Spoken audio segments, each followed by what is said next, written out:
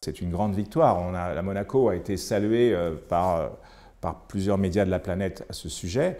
C'est d'avoir réussi à obtenir un texte significatif en dépit de l'opposition première.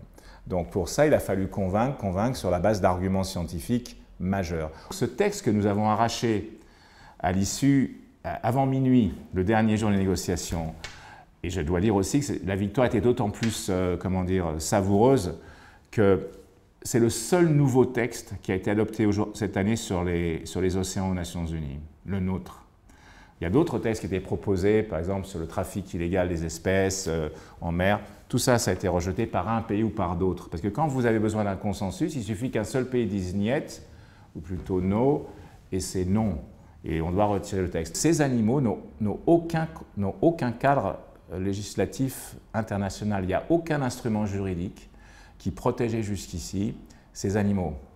C'est fou. Donc la chasse de 15 espèces de baleines est soi-disant régulée, malgré le fait que le Japon trouve le moyen de contourner cela. Mais les grands oiseaux de mer, les phoques, les tortues marines n'ont aucune protection juridique. Et ça, c'est le premier texte qui va les protéger. Et c'est un texte contraignant au niveau mondial. Et donc, c'est une très grande victoire acquise par un petit pays. Et c'est formidable. Donc, il faut s'en réjouir.